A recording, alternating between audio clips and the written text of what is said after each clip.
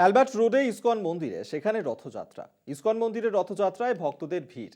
পাহান্ডি বিজয় উৎসবের মধ্যে দিয়েই পালিত হলো রথযাত্রা এবং কলকাতায় ইসকনের রথের সূচনা করেন মুখ্যমন্ত্রী মমতা বন্দ্যোপাধ্যায়।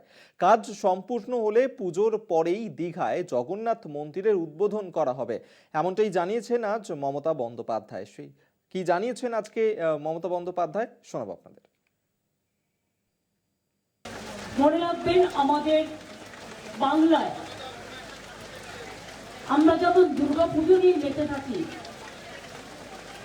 আমরা সব ধর্ম নিয়ে মেতে থাকি, তেমনি জগন্নাথ দেবও আমাদের কাছে অতি পবিত্র এবং প্রিয়।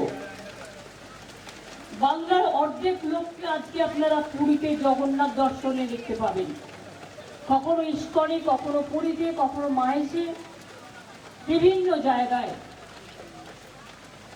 এবং আগামী বছর আমাদের দীঘাতে যে পুরীর কায়দায় অনুকরণে একদম সেম হাইটে আরো বড় করে জায়গাগুলো, মন্দিরের হাইট এক, ঠাকুরটা আমাদের মার্বেলের, আর ঠাকুর তৈরিও হয়ে গেছে, রথও তৈরি হয়ে গেছে, মন্দিরও তৈরি হয়ে গেছে, কিন্তু একটু কিছু কিছু কাজ বাকি আছে। একেবারে সম্পূর্ণ হলেই তবেই আমরা পুজোর পর ওটা উদ্বোধন করব, এবং মন্দির উদ্বোধন না হলে রথযাত্রা কি করে করব।